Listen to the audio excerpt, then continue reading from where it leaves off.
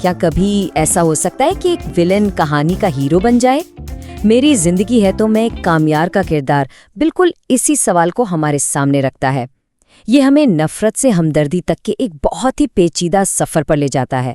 تو آئیے اس ڈرامائی تبدیلی کا گہرائی سے جائزہ لیتے ہیں۔ اس تجزیے میں ہم کامیار کے سفر کو دیکھیں گے، جو ایک بگڑے ہوئے امیرزادے کے طور پر شروع ہوتا ہے۔ لیکن بڑا سوال یہ ہے کہ کیا اس کی کہانی صرف ایک ویلن کی ہے، یا پھر اس میں چھٹکارے اور ایک نئی شروعات کی کوئی گنجائش بھی موجود ہے؟ ہر کہانی کی ایک شروعات ہوتی ہے، اور کامیار اور آئرا کی کہانی ایک ایسے دھماکہ خیز تصادم سے شروع ہوتی ہے جو ان کے مستقبل کے ہر رشتے کی بنیاد رکھتا ہے۔ یہ ہیں کامیار کے پہلے الفاظ، ایک لاپرواہ امیر زادہ اور دوسری طرف آئرا، ایک ذمہ دار میڈیکل کی طالبہ۔ ان کی پہلی ملاقات ہی ایک کار حادثے سے ہوتی ہے، جہاں تکبر اور فرض شناسی آپس میں ٹکراتے ہیں، اور یہیں سے کہانی کی اصل کشمکش کا آغاز ہوتا ہے۔ یہ صرف دو لوگوں کا ٹکراؤ نہیں تھا، بلکہ یہ دو بالکل مختلف دنیاؤں کا تصادم تھا۔ ایک طرف پیسہ اور طاقت ہے، تو دوسری طرف محنت اور اصول۔ یہی وہ بنیادی کشمکش ہے جو پوری کہانی کو آگے بڑھاتی ہے۔ لیکن بات صرف ابتدائی دشمنی اور تکبر تک نہیں رکتی۔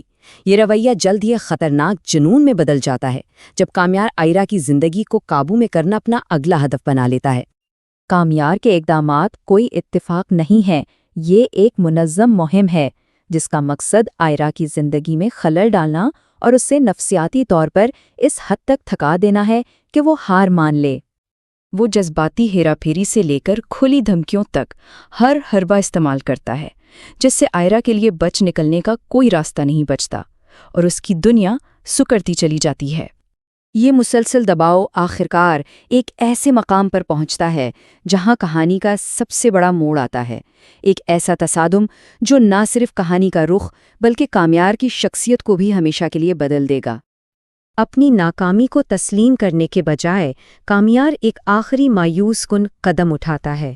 وہ اپنے ہی والدین کو بلیک میل کر کے آئرا کا رشتہ مانگنے لے جاتا ہے، یہ سوچ کر کہ وہ طاقت سے سب کچھ حاصل کر سکتا ہے۔ لیکن آئرا کے والد صرف رشتے سے انکار نہیں کرتے، وہ کامیار کی شخصیت کی بنیادوں کو ہلا دیتے ہیں۔ اس کا خاندانی نام اور دولت، جس کے سوا اس کی کوئی پہچان نہیں تھی، اسے بالکل بے معنی کر دیتے ہیں۔ اور پھر آئرا وہ الفاظ کہتی ہے جو کامیار کو مکمل طور پر توڑ دیتی ہیں۔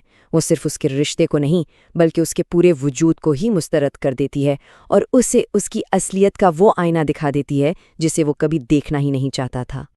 جب کوئی شخص سب کچھ کھو دیتا ہے تو اس کے پاس دو ہی راستے ہوتے ہیں، یا تو وہ بکھر جائے یا پھر خود کو نئے سرے سے تعمیر کرے، اور کامیار حیرت انگیز طور پر دوسرا راستہ چنتا ہے۔ بدلہ لینے یا مزید تباہی مچانے کے بجائے کامیار اس ذلت کو اپنی تبدیلی کی بنیاد بناتا ہے۔ وہ اس نیگیٹو توانائی کو ایک ایسی تعمیری قوت میں بدل دیتا ہے جو نہ صرف اس کے والد بلکہ آس پاس کے سبھی لوگوں کو حیران کر دیتی ہے۔ اس کی زندگی 180 ڈگری پر بدل جاتی ہے، لاپرواہی کی جگہ محنت لے لیتی ہے، اور فضول خرچی کی جگہ ذمہ داری۔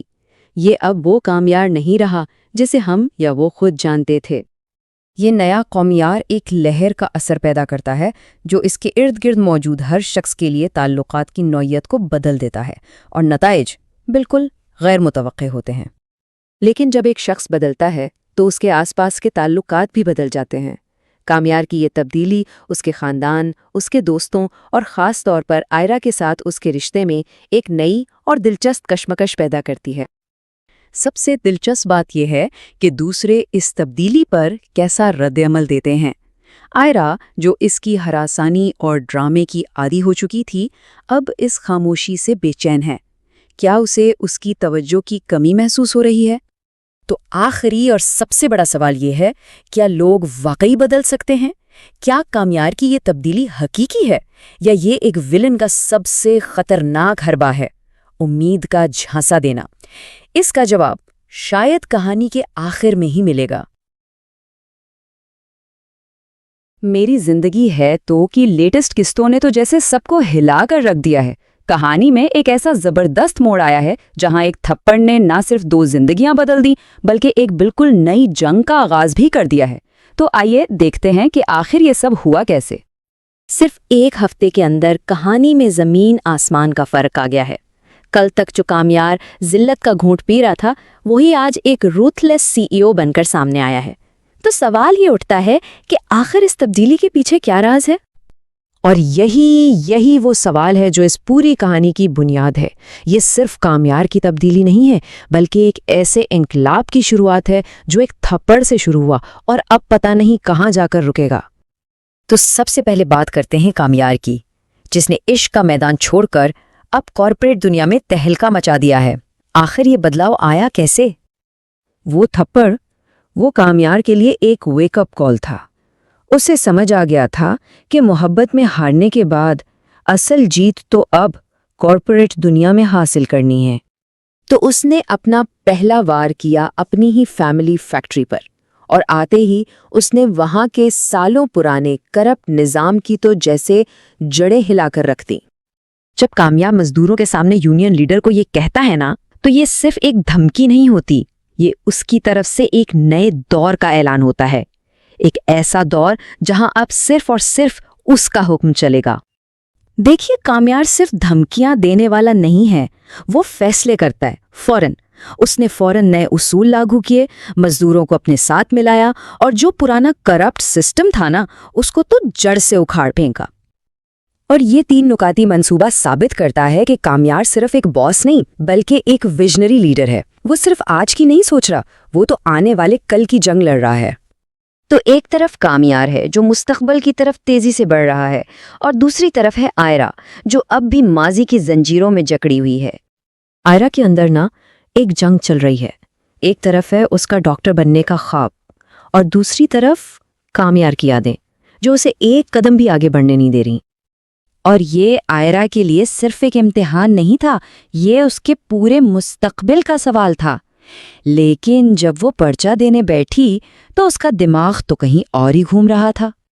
جب وہ اپنے دوست سے یہ کہتی ہے تو اس کی ذہنی حالت کا اندازہ ہوتا ہے۔ کامیار اس کے خیالوں پر اس قدر حاوی تھا کہ وہ آدھا امتحانی پرچہ خالی چھوڑ آئی۔ اور پھر کہانی ایک ایسے موڑ پر آتی ہے جہاں قسمت ان دونوں کو ایک بار پھر آمنے سامنے لانے کی کوشش کرتی ہے۔ اشتیاق کے سامنے کامیار کا وہ روپ سامنے آتا ہے جو وہ پوری دنیا سے چھپا کر رکھتا ہے۔ اس کا بزنس کا جنون دراصل اس کے ٹوٹے ہوئے دل کا ایک مرہم ہے، ایک کوپنگ میکنزم ہے۔ اشتیاق کی شادی میں نہ جا کر کامیار یہ ثابت کرتا ہے کہ وہ واقعی بدل گیا ہے۔ اب وہ اپنی جذبات سے زیادہ آئرا کے گھر والوں کی عزت کا خیال رکھتا ہے۔ یہ ایک نیا کامیار ہے۔ تو دونوں الگ تو ہو گئے ہیں، لیکن کامیار کا نام وہ اب بھی ہر گفتگو کا مرکز ہے، خاص طور پر آئرا کے گھر میں۔ یہاں اشتیاق ایک پل بننے کی کوشش کر رہا ہے دونوں خاندانوں کے درمیان۔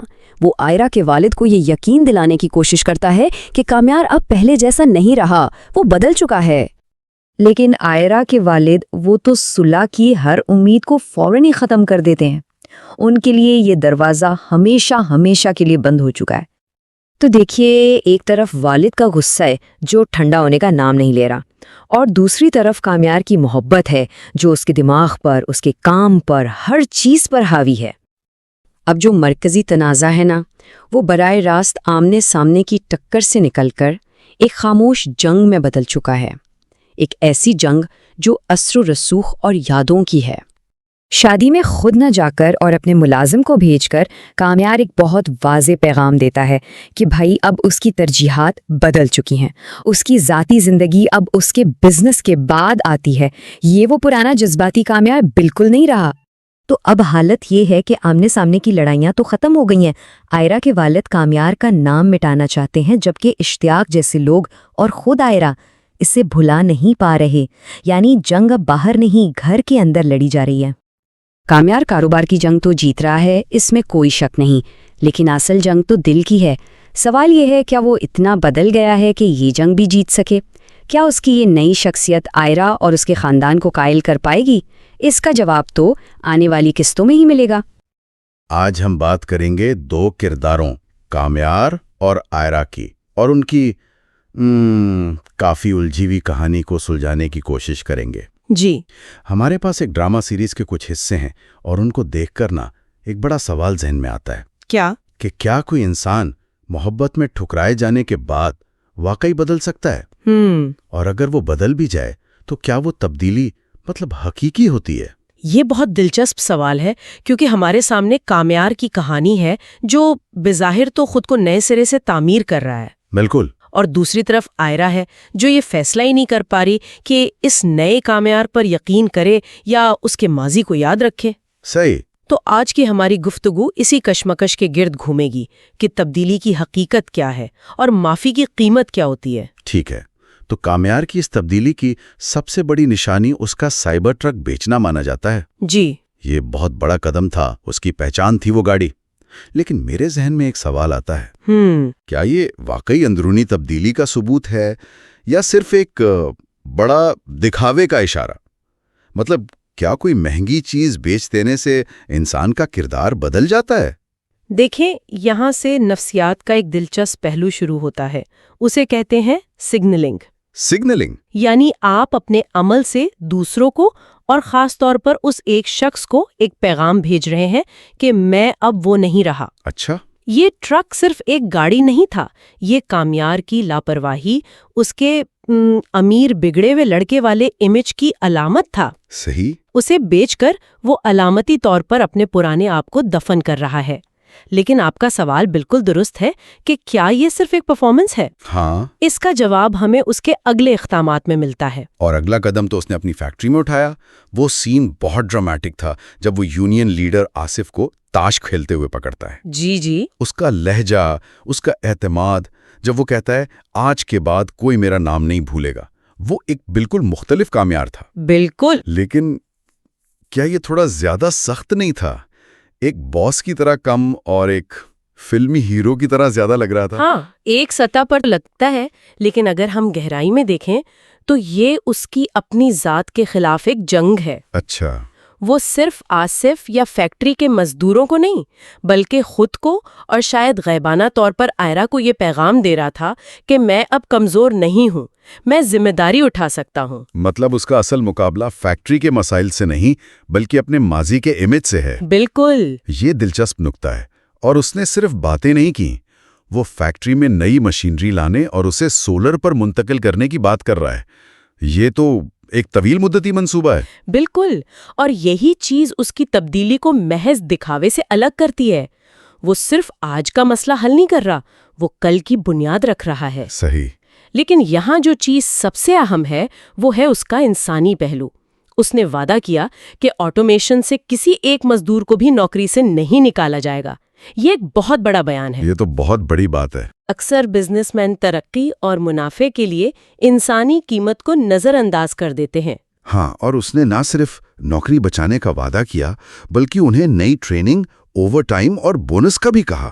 یہ سن کر مجھے لگا کہ شاید یہ واقعی بدل گیا ہے۔ لیکن پھر ذہن میں آتا ہے کہ کیا یہ سب ایک ذہین بزنس مین کی چال ہے؟ خوش مزدور زیادہ کام کرتے ہیں، یونین کا مسئلہ بھی ختم ہو جائے گا۔ اور یہی اس کردار کی خوبصورتی ہے، آپ کبھی بھی 100% یقین سے نہیں کہہ سکتے۔ بالکل، لیکن اس کی نیت کا اندازہ لگانے کے لیے ایک اور ثبوت موجود ہے، اس کے والد کا رد عمل۔ اچھا، ہاں۔ اس کا باپ، جو خود ایک منجھا ہوا بزنس مین ہے، ہمیشہ اسے کمتر سمجھتا تھا۔ اب وہی باپ کہہ رہا ہے، مجھے خوشی ہو رہی ہے کہ تم مجھے غلط ثابت کر رہے ہو۔ یہ بہت بڑی بات ہے۔ ایک بیٹے کے لیے، خاص طور پر ایسے باپ کے بیٹے کے لیے جسے کبھی اس کی منظوری نہیں ملی، یہ الفاظ دنیا کی سب سے بڑی کامیابی ہے۔ صحیح کہا۔ اور اس تبدیلی کی نہر صرف اس کے کام تک محدود نہیں، اس کے دوست کہہ رہے ہیں کہ وہ بورنگ ہو گیا ہے کیونکہ اس نے پارٹیاں چھوڑ دی ہیں۔ جی۔ اور دادا کا وہ جملہ تو کمال ہے کہ لگتا ہے اس لڑکی نے تمہارے دل کے تار ٹھیک جگہ سے چھیڑ دیے ہیں۔ یہاں آ کر ساری کڑیاں جڑ جاتی ہیں۔ یہ تبدیلی اندر سے نہیں، باہر سے آئی ہے۔ مطلب؟ اس کا محرک آئرہ کا انکار ہے۔ یہ ہمیں اس بنیادی سوال پر واپس لاتا ہے جو آپ نے شروع میں اٹھایا تھا۔ جب تبدیلی کی بنیاد کسی دوسرے شخص کی منظوری یا نامنظوری پر ہو تو کیا وہ پائیدار ہوتی ہے؟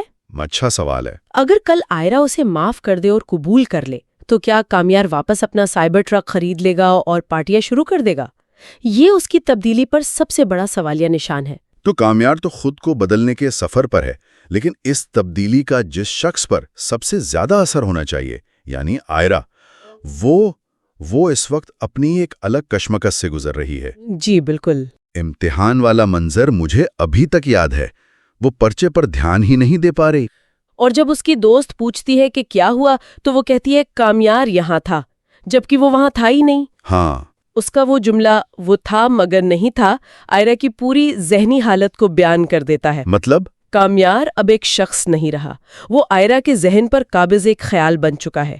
وہ جسمانی طور پر دور ہے لیکن ذہنی طور پر آئرا کے ہر لمحے میں موجود ہے۔ تو آئرا کے اندر ایک کشمکش چل رہی ہے، اس کا دماغ اسے ایک طرف کھینچ رہا ہے اور دل دوسری طرف۔ اسے نفسیات میں کوگنیٹو ڈسوننس کہتے ہیں۔ Cognitive dissonance. یہ وہ شدید ذہنی بے چینی ہے جو انسان کو تب محسوس ہوتی ہے جب اس کے دو خیالات یا احساسات ایک دوسرے سے ٹکراتے ہیں۔ اچھا، آئرا کے معاملے میں ایک پکا خیال ہے کامیار ایک برا زبردستی کرنے والا انسان ہے، اور دوسرا احساس ہے میں اس کے بارے میں سوچنا بند نہیں کر پا رہی۔ اور یہ دونوں چیزیں آپس میں لڑ رہی ہیں۔ جی، یہ دونوں چیزیں ایک ساتھ اس کے ذہن میں جنگ کر رہی ہیں، اور اسی لیے وہ اتنی الجھن، غصے اور بے بسی کا شکار ہے۔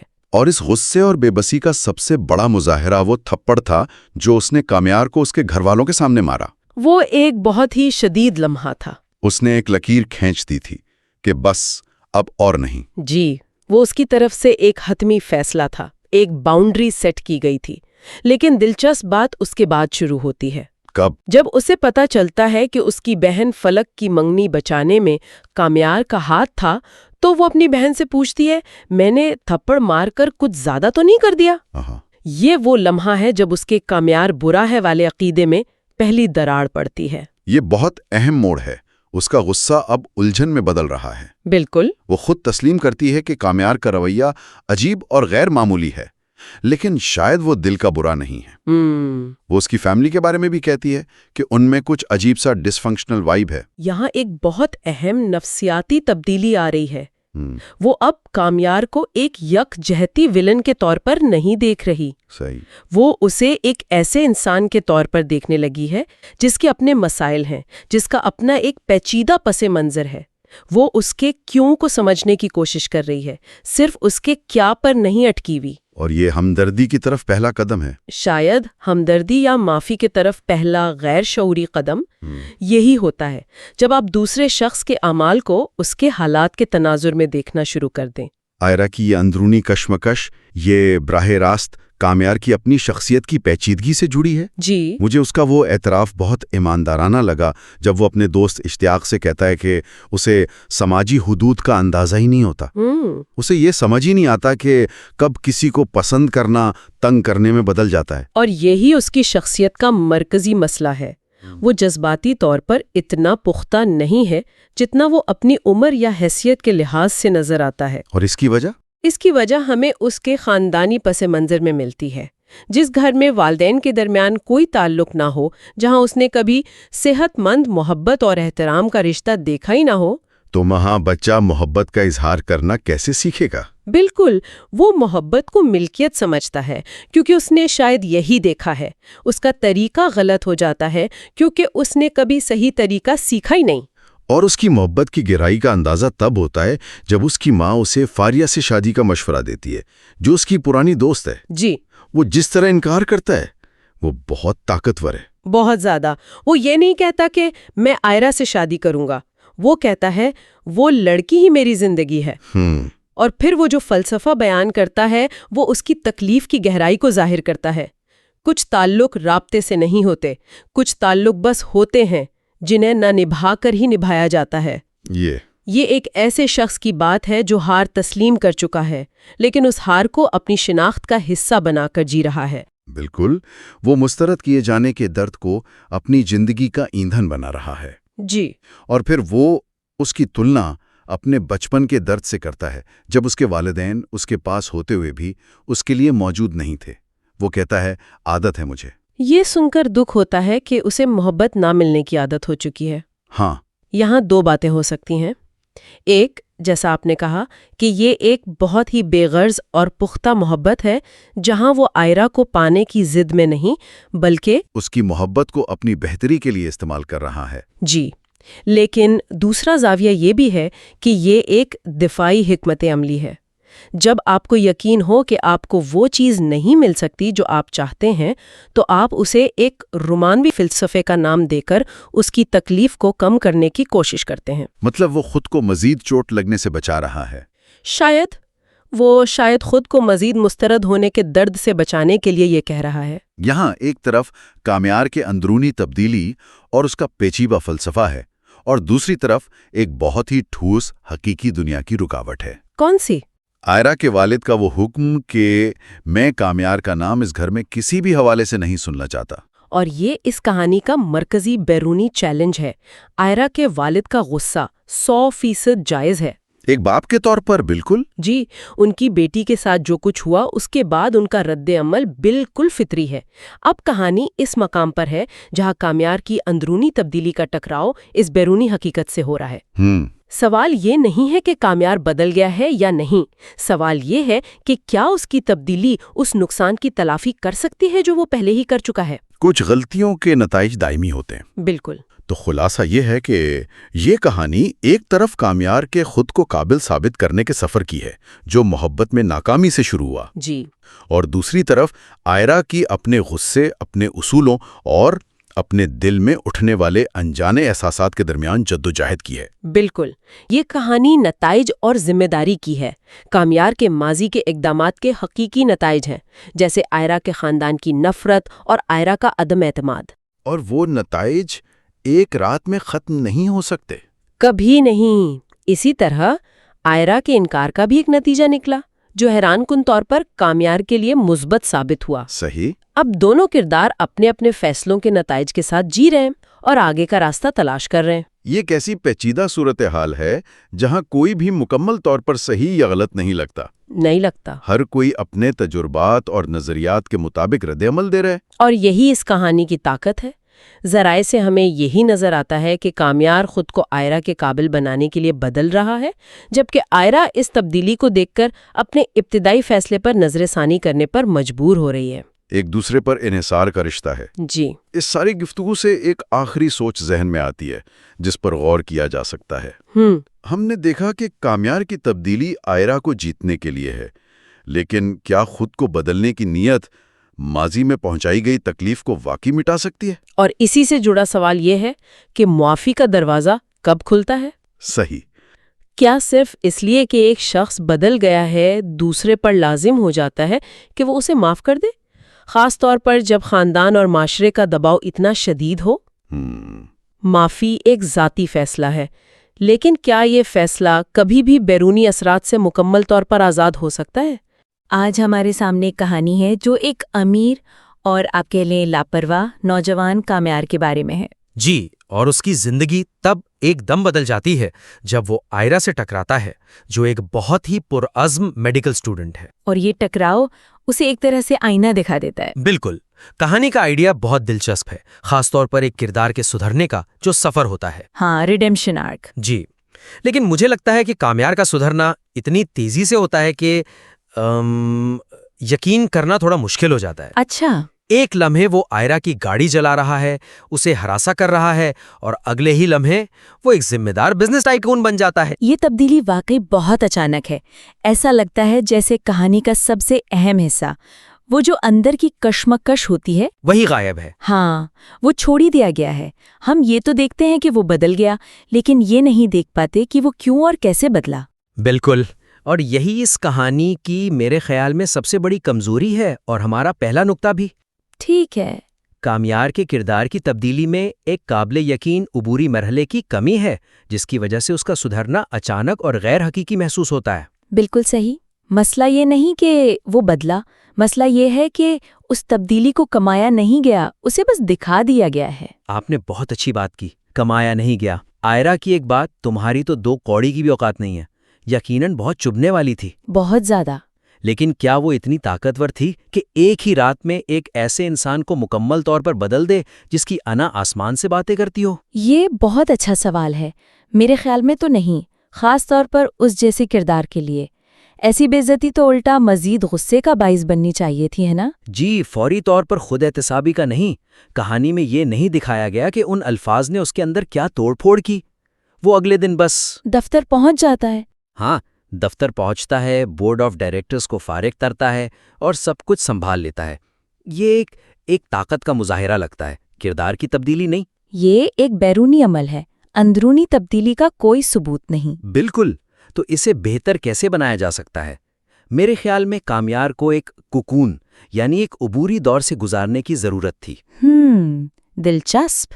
جہاں وہ اپنی پرانی شخصیت کو توڑ کر ایک نئی شکل اختیار کرتا، اور یہ سب پردے کے پیچھے نہیں ہونا چاہیے تھا، بلکہ کہانی کا ایک اہم حصہ ہونا چاہیے تھا۔ تو اس کوکون مرحلے کی عملی شکل کیا ہو سکتی تھی؟ کیا اسے کچھ وقت کے لیے غائب ہو جانا چاہیے تھا؟ غائب ہونا ایک طریقہ ہو سکتا ہے، لیکن وہ شاید کہانی کو تھوڑا سست کر دے۔ صحیح۔ اس سے بہتر ایک زیادہ فعال طریقہ ہو سکتا تھا۔ مثال کے طور پر آئرا کی باتوں کے بعد وہ غصے اور جھنجھلاہٹ میں دفتر جاتا ہے اور سب کچھ ٹھیک کرنے کی کوشش کرتا ہے۔ جی، لیکن بری طرح ناکام ہوتا ہے۔ وہ لوگوں پر چیختا ہے، غلط فیصلے کرتا ہے، اور تب اسے احساس ہوتا ہے کہ صرف طاقت اور پیسہ کافی نہیں ہے۔ اسے اصل میں قابلیت اور سمجھداری کی ضرورت ہے۔ بالکل، اور یہ ناکامی اس کے لیے پہلا سبق ہوتی۔ یہ بہت دلچسپ ہے، یعنی اسے پہلے ناکام ہوتے دکھانا، اس سے اس کی تبدیلی زیادہ حقیقی اور قابل ستائش بھی لگتی۔ وہی تو، وہ یہ سیکھتا کہ بزنس چلانا غنڈہ گردی کرنے جیسا نہیں ہے۔ اس سے اس کی کامیابی کی اہمیت بھی بڑھ جاتی پھر۔ جی، اور اس سفر کو مزید گہرا کرنے کے لیے کہانی میں اس کی دادی کا ذکر ہے، جو ایک اولڈ ایج ہوم میں رہتی ہیں، صحیح ہے؟ ہاں ہے۔ تو کامیار کو اپنی اس ناکامی اور بے بسی کے عالم میں ان کے پاس جاتے ہوئے دکھایا جا سکتا تھا۔ اچھا۔ وہاں وہ کوئی نصیحت لینے نہیں جاتا، بلکہ صرف وقت گزارنے جاتا ہے، اور وہاں وہ اپنی دادی کو وقار کے ساتھ رہتے ہوئے دیکھتا یا دوسرے بزرگوں کی کہانیاں سنتا۔ یہ چھوٹے چھوٹے لمحات اس کے اندر تبدیلی کا بیج بو سکتے تھے۔ جی بالکل۔ یہ بہت ہی عمدہ تجویز ہے۔ اس سے اس کی تبدیلی کو ایک جذباتی بنیاد مل جاتی، یہ صرف ایک لڑکی کی بے عزتی کا رد عمل نہ ہوتا، بلکہ اپنی جڑوں سے دوبارہ جڑنے کا ایک عمل بھی ہوتا۔ اس سے یہ بھی ظاہر ہوتا کہ اس کے اندر کہیں نہ کہیں اچھائی موجود تھی، جسے بس ایک صحیح سمت کی ضرورت تھی۔ اور پھر جب وہ واپس بزنس کی دنیا میں قدم رکھتا تو اس کا انداز مختلف ہوتا۔ کیسے؟ وہ بورڈ آف ڈائریکٹرز کو ایک دم فارغ کرنے کے بجائے پہلے ان کے ساتھ کام کرنے کی کوشش کرتا، ان کی سیاست کو سمجھتا، اور پھر ثبوتوں کے ساتھ ایک سوچا سمجھا قدم اٹھاتا۔ تو اس کا فیصلہ ایک جذباتی جھٹکا نہیں بلکہ ایک اسٹریٹجک اقدام لگتا۔ ایگزیکٹلی۔ تو کامیار کے کردار کو مزید حقیقی بنانے کے لیے کافی گنجائش موجود ہے۔ بہت زیادہ۔ لیکن کامیار کی کہانی تو آئرا کے بغیر ادھوری ہے۔ بالکل۔ اور جب ہم آئرا کے کردار کو دیکھتے ہیں تو وہاں بھی کچھ ایسی ہی پیچیدگیاں نظر آتی ہیں، خاص طور پر اس کی خود مختاری کو لے کر۔ آپ نے بالکل صحیح پکڑا۔ آئرا کا کردار شروع میں بہت مضبوط اور متاثر کن دکھایا گیا ہے نا؟ بہت زیادہ۔ وہ کامیار جیسے طاقتور انسان کو تھپڑ مارتی ہے، اس کے سامنے کھڑی ہوتی ہے۔ لیکن جیسے جیسے کہانی آگے بڑھتی ہے اس کی یہ مضبوطی وہ کم ہوتی نظر آتی ہے۔ اور یہیں سے ہمارا دوسرا نقطہ نکلتا ہے۔ آئرا کا کردار، جسے ایک مضبوط اور خود مختار لڑکی کے طور پر متعارف کرایا گیا ہے، کہانی کے اہم موڑوں پر اپنی قوت عمل کھو دیتا ہے، جس سے اس کا کردار متضاد اور کمزور محسوس ہوتا ہے۔ اس کی سب سے بڑی مثال وہ سین ہے جب کامیار کی والدہ اس کے گھر آ کر اس پر اور اس کے خاندان پر الزامات لگاتی ہیں۔ اس پورے منظر میں آئرا زیادہ تر خاموش رہتی ہے اور اس کے والد صورتحال کو سنبھالتے ہیں۔ بالکل۔ یہ وہ آئرا ہے جس نے اکیلے کامیار کا مقابلہ کیا تھا۔ یہ بات کچھ ہضم نہیں ہوتی۔ یہ کردار کے ساتھ ناانصافی ہے۔ ہو سکتا ہے لکھنے والے کا مقصد خاندانی اقدار اور والدین کا احترام دکھانا ہو، لیکن اس کوشش میں آئرا کی اپنی آواز وہ دب جاتی ہے۔ وہ ایک مضبوط ہیروئن سے ایک بے بس بیٹی میں تبدیل ہو جاتی ہے۔ جی۔ اس منظر کو زیادہ طاقتور بنایا جا سکتا تھا اگر آئرا اپنے والد کے پیچھے کھڑے ہونے کے بجائے خود آگے بڑھتی اور بڑے ادب اور ذہانت سے کامیار کی والدہ کو جواب دیتی۔ بالکل، وہ چیختی نہیں، بس پرسکون انداز میں حقائق بیان کرتی، جس سے اس کی والدہ لاجواب ہو جاتی۔ اس سے اس کے کردار کی مضبوطی برقرار رہتی اور یہ بھی ظاہر ہوتا کہ وہ صرف جسمانی طور پر ہی نہیں بلکہ ذہنی اور جذباتی طور پر بھی بہادر ہے۔ صحیح کہا۔ اس کے علاوہ اس کا کامیار کے بارے میں اپنی رائے بدلنا بھی کچھ ایسا ہی ہے۔ اسے کامیار کی تبدیلی کا پتہ زیادہ تر دوسروں سے چلتا ہے، جیسے اشتیاق اسے بتاتا ہے۔ اچھا ہاں، وہ خود کچھ نہیں دیکھتی، وہ معلومات کی ایک غیر فعال وصول کنندہ بن جاتی ہے۔ جی، وہ خود کچھ نہیں کھوجتی۔ اس کا کامیار کے لیے نفرت سے ہمدردی اور پھر محبت کا سفر، وہ اس کے اپنے مشاہدات پر مبنی ہونا چاہیے تھا۔ اسے کامیار کو بدلتے ہوئے خود دیکھنا چاہیے تھا، نہ کہ کسی کے بتانے پر یقین کرنا چاہیے۔ بالکل۔ تو اس کا اپنا مشاہدہ کیسے دکھایا جا سکتا تھا؟ کیا اسے کامیار کا پیچھا کرنا چاہیے تھا؟ نہیں، بالکل نہیں۔ اس سے تو وہ اور کمزور نظر آتی۔ ٹھیک۔ اس کا طریقہ یہ تھا کہ اس کی اپنی زندگی کو اتنا بھرپور دکھایا جاتا کہ وہ اتفاقاً کامیار کے ایک نئے پہلو سے واقف ہوتی۔ جیسے فرض کریں کہ آئرہ اپنی میڈیکل ٹریننگ کے حصے کے طور پر اسی اولڈ ایج ہوم میں کام کر رہی ہو جہاں کامیار کی دادی رہتی ہیں۔ یہ ایک شاندار خیال ہے نا؟ اور وہاں وہ کامیار کو اپنی دادی کے ساتھ نرمی سے پیش آتے ہوئے یا دوسرے بزرگوں کی مدد کرتے ہوئے دیکھے۔ یہ ایک ایسا لمحہ ہوتا جو اس کا اپنا ہوتا، کسی اور کا بتایا ہوا۔ جی۔ اس سے دونوں کرداروں کی کہانیاں ایک بہت ہی فطری اور خوبصورت انداز میں آپس میں جڑ جاتی، اور آئرہ کی رائے کی تبدیلی کی بنیاد ایک ٹھوس ذاتی تجربے پر ہوتی۔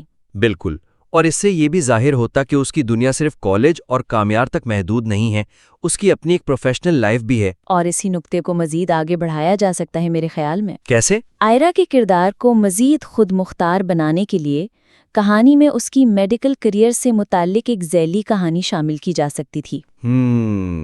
کوئی ایسا چیلنج جس کا کامیار سے کوئی تعلق نہ ہو؟ ہاں، ہو سکتا ہے وہ کسی مشکل میڈیکل کیس پر کام کر رہی ہو یا اسے کسی سینئر ڈاکٹر کی طرف سے مسابقت کا سامنا ہو۔ اس سے ناظرین کو یہ یاد رہتا کہ وہ صرف ایک محبت کی کہانی کی ہیروئن نہیں ہے، بلکہ ایک ایسی فرد بھی ہے جس کے اپنے خواب، اپنے مقاصد اور اپنی مشکلات ہیں۔ اس کی شخصیت کامیار کے حوالے کے بغیر بھی مکمل ہوتی۔ بالکل۔ جب ایک کردار کی اپنی ایک مکمل دنیا ہوتی ہے تو وہ زیادہ حقیقی اور قابل احترام لگتا ہے، اور اس کی محبت کی کہانی بھی زیادہ معنی خیز ہو جاتی ہے۔ جی، کیونکہ پھر وہ اپنی خوشی کے لیے کسی دوسرے پر انحصار نہیں کر رہی ہوتی، بلکہ اپنی زندگی میں کسی کو شریک کر رہی ہوتی ہے۔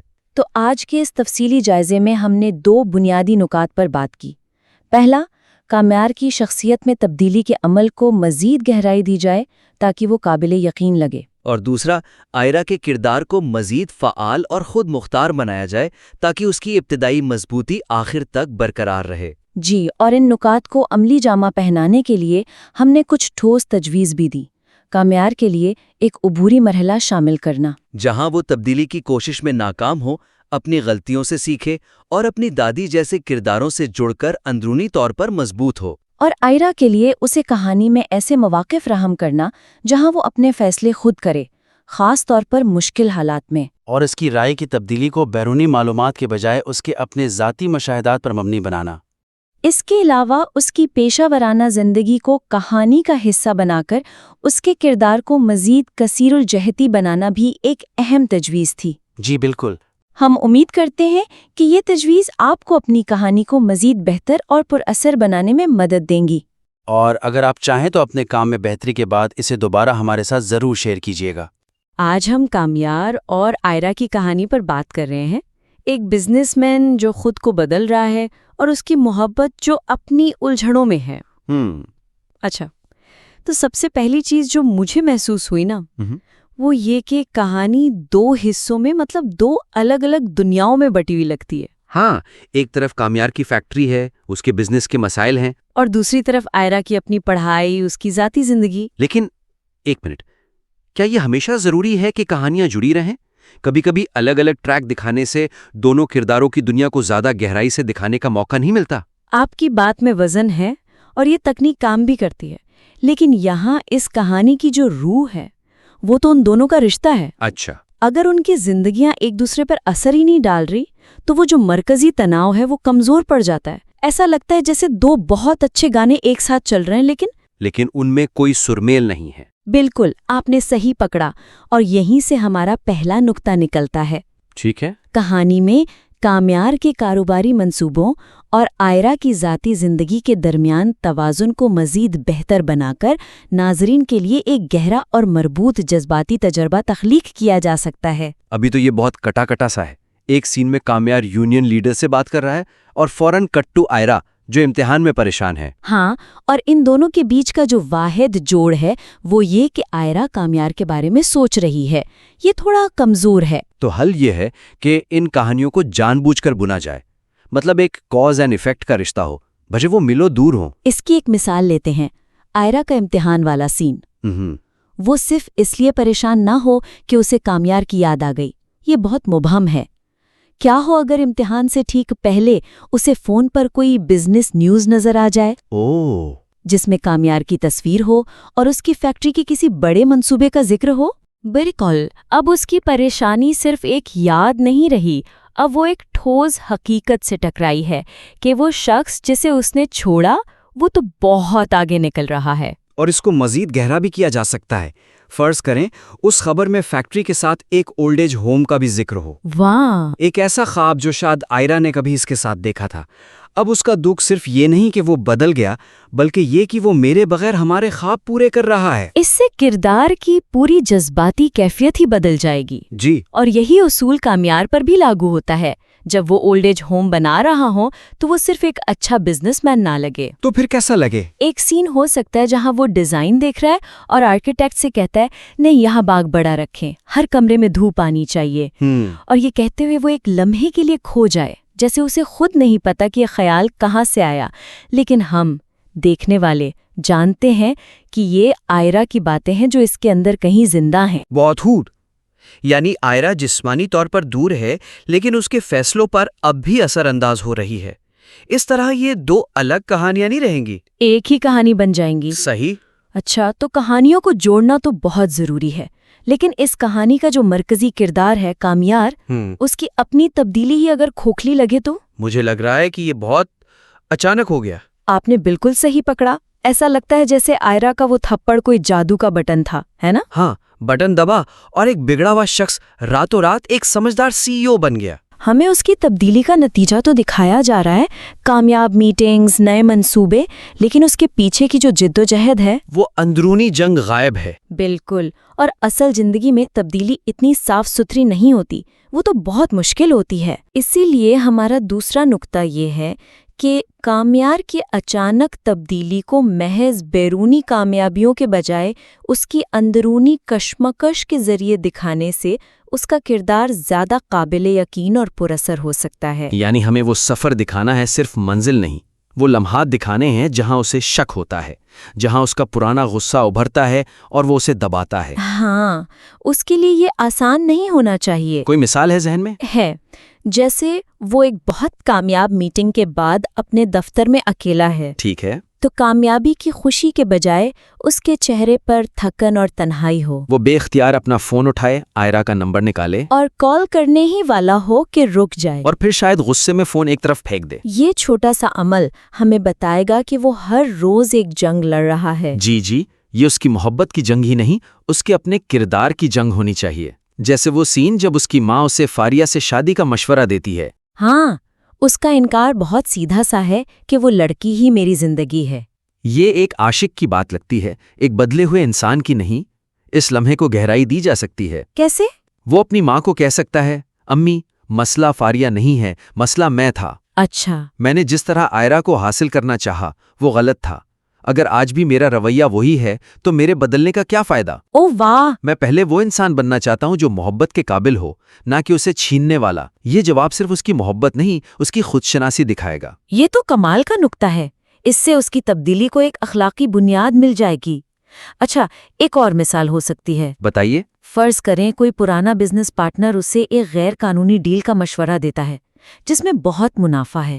پرانا کامیار تو فوراً مان جاتا، لیکن نیا کامیار ایک لمحے کو رکے، اس کی آنکھوں میں پرانی لالچ کی چمک آئے، لیکن پھر وہ کہے نہیں، اب ہم ایسے کام نہیں کریں گے۔ بالکل، یہ اندرونی کشمکش، یہ پرانے اور نئے کامیار کی جنگ، یہی ناظرین کو اس کے کردار سے جوڑے گی۔ جب ہم اس کی جدوجہد دیکھیں گے تبھی اس کی کامیابی پر یقین کریں گے۔ اچھا، کامیار کے اندرونی کشمکش تو ہو گئی، لیکن کہانی تو دو لوگوں کی ہے۔ آئرا کا کیا؟ ابھی تو وہ بہت پیسو لگ رہی ہے۔ یہ ایک بہت اہم سوال ہے۔ اس کی مرکزی مشکل اس کا امتحان ہے جو کامیار کی وجہ سے خراب ہوا۔ لیکن یہ تو ماضی کی بات ہے۔ ہاں، وہ صرف ایک پرانے زخم کے نتیجے سے نمٹ رہی ہے. اس کی زندگی میں کوئی فوری موجودہ مسئلہ نہیں ہے جس پر اسے فیصلہ کرنا ہو. اور اسی وجہ سے کہانی بیچ میں تھوڑی سست پڑ جاتی ہے، کیونکہ جب تک کرداروں کے سامنے مشکل فیصلے نہ ہوں کہانی آگے نہیں بڑھتی۔ تو ہمارا تیسرا نقطہ یہ ہے کہ آئرا کے کردار کی اندرونی کشمکش کو صرف امتحان میں ناکامی تک محدود رکھنے کے بجائے اسے مستقبل کے فیصلوں سے جوڑ کر کہانی کے مرکزی داؤ کو بڑھایا جا سکتا ہے۔ مطلب کشمکش کو اس نے کیا کیا تھا سے اب میں کیا کروں کی طرف لانا ہوگا۔ اسے ایک ایسی صورتحال میں ڈالنا ہوگا جہاں اسے کوئی قدم اٹھانا پڑے، کوئی انتخاب کرنا پڑے۔ کیسے؟ وہی اولڈ ایج ہوم والا آئیڈیا استعمال ہو سکتا ہے۔ فرض کریں وہ پروجیکٹ اسی ہسپتال کے ساتھ مل کر بن رہا ہے جہاں آئرا ٹریننگ کر رہی ہے۔ یہ ایک اچھی شروعات ہے۔ ان کے راستے ٹکرائیں گے، لیکن صرف ٹکرانا کافی نہیں، اسے ایک فیصلہ کرنے پر مجبور کرنا ہوگا۔ وہ کیسے ہوگا؟ ایسے کہ اشتیاق اس کے پاس صرف یہ بتانے نہ آئے کہ کامیار بدل گیا ہے، وہ ایک حقیقی مسئلہ لے کر آئے۔ وہ کہے آئرا تمہارے ہسپتال کا بچوں کا وارڈ فنڈنگ نہ ہونے کی وجہ سے بند ہو رہا ہے۔ یہ تو بڑا مسئلہ ہے۔ اور کامیار کی کمپنی گمنام طور پر ساری فنڈنگ دینے کو تیار ہے، لیکن ایک شرط پر۔ اور وہ شرط کیا ہے؟ شرط یہ ہو کہ ہسپتال کے بورڈ کو اس ڈونیشن کے لیے منانا ہوگا، اور بورڈ پر آئرا کا والد بھی ہے جو کامیار سے نفرت کرتا ہے۔ تو اشتیاق اس سے مدد مانگے گا؟ ہاں، وہ کہے گا بورڈ میں صرف تم اپنے والد کو منا سکتی ہو۔ سینکڑوں بچوں کا مستقبل تمہارے ایک فیصلے پر ہے۔ کیا تم اس شخص کے پیسوں کے لیے لڑو گی جس نے تمہیں سب سے زیادہ تکلیف دی؟ واہ، اب یہ ایک حقیقی کشمکش ہے۔ بالکل۔ یہ امتحان پاس کرنے سے کہیں بڑا مسئلہ ہے۔ اسے اپنے ماضی کے زخموں اور مستقبل کی ذمہ داری کے بیچ انتخاب کرنا پڑے گا۔ اب وہ صرف یادوں میں گم ایک لڑکی نہیں رہی، اب وہ ایک پروفیشنل ہے جسے ایک بہت مشکل فیصلہ کرنا ہے۔ اب وہ کامیار کو نظر انداز نہیں کر سکتی۔ تو خلاصہ یہ ہے کہ ان 3 نکات پر کام کر کے اس کہانی کو بہت گہرا بنایا جا سکتا ہے۔ ہاں، پہلا، کامیار اور آئرا کی کہانیوں کو آپس میں بنا جائے، ایک کے عمل کا اثر دوسرے پر نظر آئے۔ دوسرا، کامیار کی تبدیلی کو ایک اندرونی جنگ کے طور پر دکھایا جائے، آسان اور فوری نہیں۔ اور تیسرا، آئرا کو ماضی سے نکال کر حال میں ایک بڑا فعال فیصلہ کرنے پر مجبور کیا جائے۔ یہ تبدیلیاں کرداروں کو حقیقی بنائیں گی، کہانی کے داؤ کو بڑھائیں گی اور ناظرین کو آخر تک جوڑے رکھیں گی۔ بالکل، اس مسودے میں بہت دم ہے۔ یہ تبدیلیاں اسے صرف اچھا نہیں بلکہ یادگار بنا سکتی ہیں۔ ہمیں آپ کے کام کا اگلا مسودہ دیکھنے کا انتظار رہے گا۔ دی بیت میں خوش آمدید۔ آج ہم ایک ڈرامہ سیریز کے ایک بہت ہی دلچسپ کردار کامیار کے بارے میں بات کر رہے ہیں۔ کہانی میں ایک ایسا موڑ آتا ہے جہاں کامیار، جو اپنی لاپرواہی اور آپ کہہ سکتے ہیں کہ ایک امیر باپ کی بگڑی ہوئی اولاد ہونے کے لیے جانا جاتا تھا، وہ اچانک ایک سنجیدہ اور ذمہ دار بزنس مین بن جاتا ہے۔ یہ تبدیلی آئرا، ایک میڈیکل سٹوڈنٹ کی طرف سے اسے بری طرح مسترد کیے جانے کے فوراً بعد آتی ہے۔ تو آج کا بڑا سوال یہ بنتا ہے کہ کیا کامیار کی یہ تبدیلی اصلی ہے؟ یعنی کیا وہ واقعی خود کو بہتر بنانا چاہتا ہے، یا پھر یہ سب آئرا کو حاصل کرنے کے لیے ایک نیا، زیادہ ہوشیار ڈرامہ ہے؟ میرا تو خیال ہے کہ یہ سب دکھاوا ہے اور اس کی پرانی ضد اور جنون کا ہی ایک نیا روپ ہے۔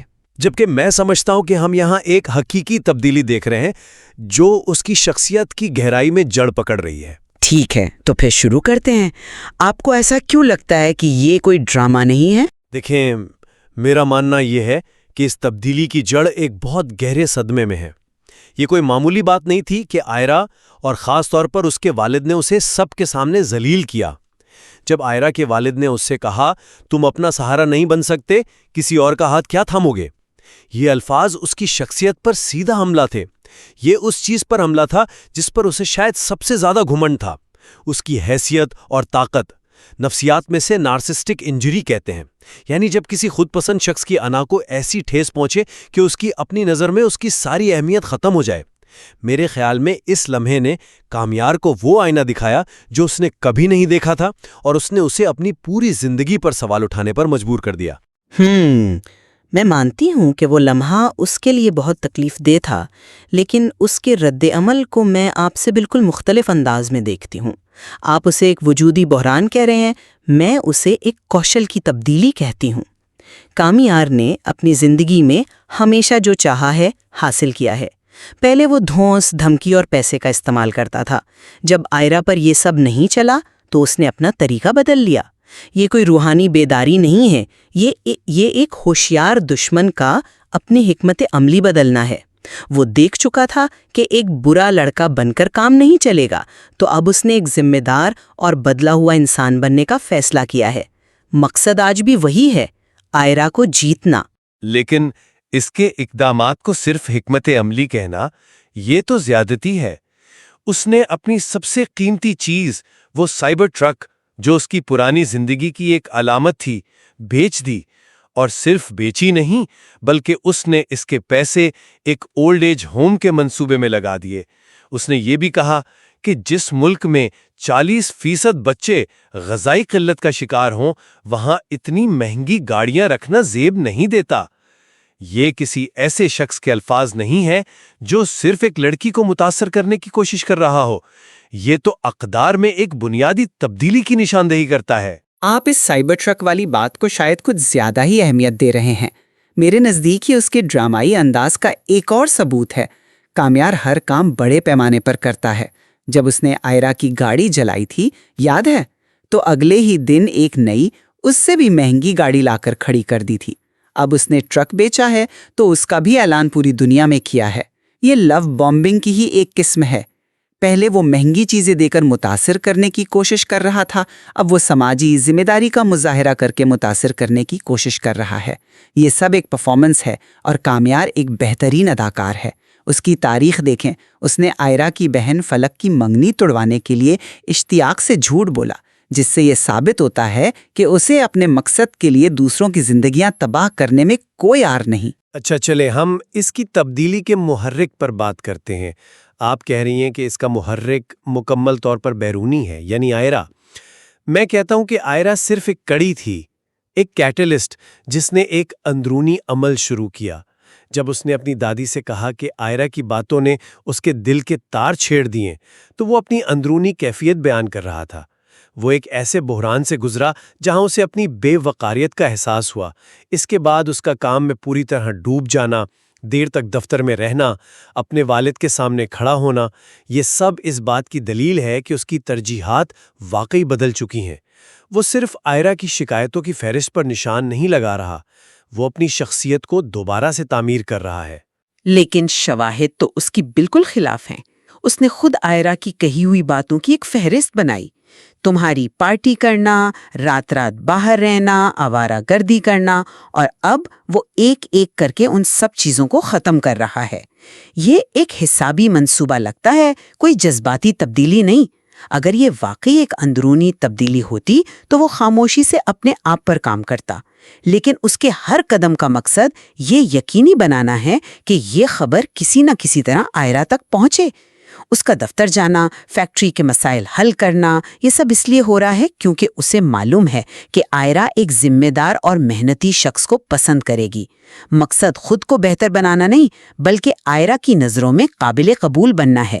آپ بھی کیسے کہہ سکتی ہیں جب اس کے فیصلوں کے اثرات آئرا سے کہیں زیادہ بڑے ہیں؟ اس کے کاروباری فیصلے ٹھوس اور لمبے عرصے تک چلنے والے ہیں۔ وہ فیکٹری کو سولر پر منتقل کرنے کی بات کر رہا ہے، نئی مشینری لا رہا ہے، ورکرز کی یونین کے مسائل خود حل کر رہا ہے۔ یہ سب دکھاوا کیسے ہو سکتا ہے؟ یہ ایسے فیصلے ہیں جو کمپنی کے مستقبل پر اثر انداز ہوں گے۔ اور سب سے بڑی بات، اس کے والد جو اس پر سب سے زیادہ شک کرتے تھے، وہ بھی تو اس کی محنت کو ماننے پر مجبور ہو گئے۔ جب ایک باپ اپنے بیٹے سے کہے کہ تم مجھے غلط ثابت کر رہے ہو، مجھے تم پر واقعی فخر محسوس ہو رہا ہے، تو یہ کوئی معمولی بات نہیں ہوتی۔ ایک باپ کے جذبات کو ڈرامہ نہیں کہا جا سکتا۔ میں والد کے جذبات کو ڈرامہ نہیں کہہ رہی، میں کامیار کے عمل کو کہہ رہی ہوں۔ آپ اس کے والد کی منظوری کو ایک بڑی کامیابی سمجھ رہے ہیں، لیکن کیا یہ وہی کامیار نہیں جو ہمیشہ اپنے والد کی مخالفت کرتا آیا ہے؟ ہو سکتا ہے یہ تبدیلی سے زیادہ اپنے والد پر برتری حاصل کرنے کا ایک اور باغیانہ قدم ہو کہ دیکھو، جس کام کو آپ سالوں میں ٹھیک نہیں کر سکے وہ میں نے مہینوں میں کر دیا۔ اس کے تمام اقدامات بہت ڈرامائی ہیں۔ آتے ہی بورڈ آف ڈائریکٹرز کو فارغ کر دینا، اپنے والد کو چیلنج کرنا، یہ سب بڑے اشارے ہیں جو ایک بدلے ہوئے انسان کی کہانی بنانے بنانے کے لیے ڈیزائن کیے گئے ہیں۔ یہ اس کے پچھلے رویے سے بالکل مختلف نہیں۔ پہلے وہ سڑک پر تماشا کرتا تھا، اب بورڈ روم میں کر رہا ہے۔ سٹیج بدل گیا ہے، اداکار وہی ہے۔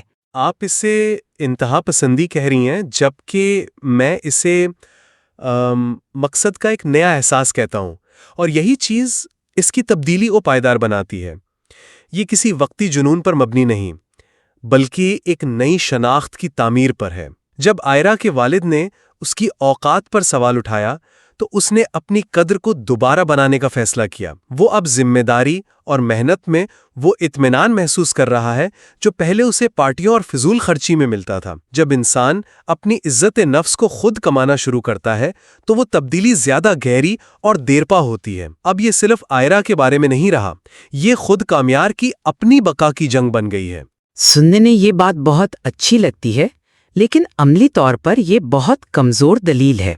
آپ کہہ رہے ہیں کہ یہ تبدیلی پائیدار ہے، لیکن اس کی پوری عمارت آئرا کی منظوری پر کھڑی ہے۔ ذرا سوچیں، اگر اتنی محنت کے بعد بھی آئرا اسے مسترد کر دے تو کیا ہوگا؟ کیا وہ یہ سب ذمہ داریاں اسی طرح نبھاتا رہے گا؟ مجھے شدید شک ہے۔ اور اگر آئرا اسے قبول کر لیتی ہے تب بھی اس کا مقصد پورا ہو جائے گا اور اس ڈرامے کی ضرورت باقی نہیں رہے گی۔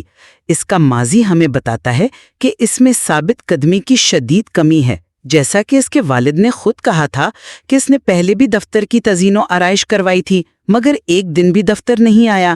یہ محض ایک اور عارضی جنون ہے جس کا انجام پچھلے جنونوں سے مختلف نہیں ہوگا۔ آپ ماضی کی ایک مثال کی بنیاد پر اس کی موجودہ شدید کوششوں کو رد کر رہے ہیں۔ اس وقت اور اب میں فرق ہے۔ پچھلی بار اس کی انا کو ایسی ٹھیس نہیں لگی تھی، اس بار اسے بتایا گیا کہ وہ کسی قابل نہیں ہے۔ یہ ایک گہرا زخم ہے جو انسان کو بدلنے پر مجبور کر دیتا ہے۔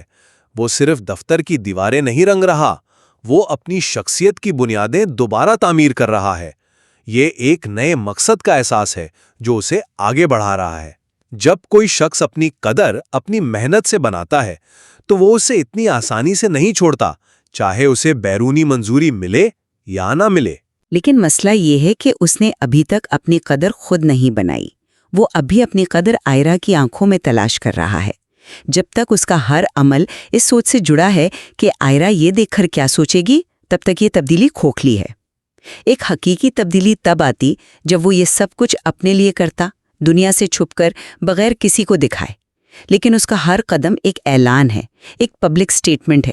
وہ ایک ایسی تصویر بنا رہا ہے جو وہ بیچنا چاہتا ہے، خاص طور پر آئرا کو۔ اور جب تک خریدار مل نہیں جاتا یا خریدار انکار نہیں کر دیتا، دکان کھلی رہے گی۔ اس کے بعد کوئی گارنٹی نہیں۔ آخر میں یہ کہوں گا کہ کامیار کا ماضی غلطیوں اور ناپختگی سے بھرا ہوا ہے، لیکن انسان میں گہری تبدیلی کا امکان ہمیشہ موجود رہتا ہے۔ شواہد ایک ایسے شخص کی طرف اشارہ کرتے ہیں جسے اپنی بے وقوفی کا سامنا پڑا اور اب وہ خلوص نیت سے ذمہ داری اور مقصد پر مبنی ایک نئی شناخت بنانے کی کوشش کر رہا ہے۔ اس کے والد کا اعتماد حاصل کرنا، اس کے ٹھوس کاروباری فیصلے اور اپنی پرانی زندگی کی سب سے بڑی علامت کو قربان کرنا، یہ سب ظاہر کرتا ہے کہ اس کے اقدامات محض ایک ڈرامے سے کہیں بڑھ کر ہیں۔ یہ ایک حقیقی ارتقاء کی کہانی ہے۔ اور میں یہ کہوں گی کہ اس کی نئی کوششیں بظاہر متاثر کن ضرور ہیں، لیکن کسی شخص کی بنیادی فطرت، خاص طور پر اس کی جنونی اور انتہا پسند شخصیت راتوں رات نہیں بدلتی۔ اس کے اعمال اگرچہ شکل میں مختلف ہیں، لیکن اس کی شخصیت کے بنیادی انداز سے پوری طرح مطابقت رکھتے ہیں۔ یہ تبدیلی ایک حکمت عملی ہے، ایک مقصد کو حاصل کرنے کا نیا، زیادہ مؤثر ذریعہ۔ جب تک آئرا کے لیے اس کا جنون ختم نہیں ہوتا، کوئی بھی تبدیلی سطحی اور ناقابل اعتبار رہے گی۔ اس کی بنیاد ہی غلط ہے، اور غلط بنیاد پر کھڑی ہونے والی عمارت کبھی مضبوط نہیں ہو سکتی۔ تو یہ سوال اپنی جگہ قائم رہتا ہے کہ کیا یہ ایک حقیقی اصلاح کی کہانی ہے یا ایک انتہائی چالاکی سے بنایا گیا منصوبہ؟ بالکل۔ کامیار کے ماضی اور حال کے اقدامات کی شدت ہمیں انسانی محرکات کی طاقتور اور بعض اوقات ناقابل فہم نوعیت پر غور کرنے پر مجبور کرتی ہے، اور اس کا حتمی جواب شاید وقت ہی دے گا۔ تو آج ہم جس کہانی جس کا تجزیہ کر رہے ہیں، اس کی شروعات ایک کار حادثے سے ہوتی ہے، لیکن یہ صرف سڑک پر ہونے والا کوئی عام تصادم نہیں ہے۔ نہیں، بالکل نہیں ہے۔ یہ ایک طرح سے دو دنیاؤں، دو بالکل مختلف ذہنیتوں کا ٹکراؤ ہے۔ جی، ہمارے پاس ڈرامہ سیریل میری زندگی ہے تو کی اقساط کے ٹرانسکرپٹس موجود ہیں، اور ہمارا مقصد یہاں کہانی کو صرف دہرانا نہیں ہے۔ نہیں، مقصد اس کی گہرائی میں جانا ہے، خاص طور پر جو دو مرکزی کردار ہیں، کامران اور آئرہ۔ بالکل، ان کے پیچیدہ تعلقات کی نفسیات کو سمجھنا ہے۔ ہم یہ جاننے کی کوشش کریں گے کہ ایک اتنی پرتشدد ملاقات وہ کیسے ایک جنونی تعاقب میں بدلتی ہے۔ اور پھر یہ سوال کہ کیا تبدیلی کی کوئی کوشش واقعی حقیقی ہو سکتی ہے اگر اس کا مقصد صرف کسی کو جیتنا ہو؟ یہ بہت اہم سوال ہے۔ یقیناً، کیونکہ یہ کہانی بظاہر ایک محبت کی کہانی لگتی ہے، لیکن اس کی بنیاد میں آپ دیکھیں تو طاقت ہے، انا ہے اور طبقاتی فرق کی ایک کشمکش ہے۔ اور کہانی کا آغاز ہی بہت ڈرامٹک ہے۔ نئے سال کی رات آئرہ کی گاڑی کامران کی گاڑی سے ٹکرا جاتی ہے۔ جی، لیکن اہم بات حادثہ نہیں ہے، بلکہ اس کے بعد جو ہوتا ہے وہ ہے۔ کامران کا جو پہلا قدم ہے وہ گاڑی سے نکل کر مدد کرنا نہیں ہے۔ نہیں، وہ سیدھا آئرہ کے بھائی نادر پر تشدد کرتا ہے۔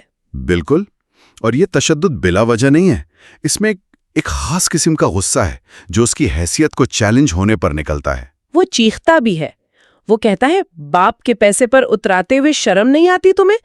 یہ جملہ بہت کچھ بتاتا ہے نا؟ بہت کچھ۔ یہ ظاہر کرتا ہے کہ وہ خود کو کہاں دیکھتا ہے اور دوسروں کو کہاں۔ وہ فوراً یہ فرض کر لیتا ہے کہ سامنے والا اس سے کمتر ہے۔ تو یہیں سے ہمیں کامران کے کردار کی پہلی جھلک ملتی ہے۔ جی، وہ ایک امیر اور بگڑے ہوئے نوجوان کے کلاسک آرکیٹائپ میں بالکل فٹ ہوتا ہے، جسے ہم اکثر ٹاکسک ہیرو بھی کہتے ہیں۔ اس کے لیے یوں سمجھے کہ دنیا ایک کھیل کا میدان ہے اور لوگ اس کے کھلونے۔ بالکل، جب آئرہ کا بھائی اس سے الجھتا ہے تو یہ اس کی انا پر چوٹ ہوتی ہے۔ اس کا تشدد صرف غصہ نہیں، وہ اپنی طاقت اور اپنی حیثیت کو دوبارہ قائم کرنے کی کوشش ہے۔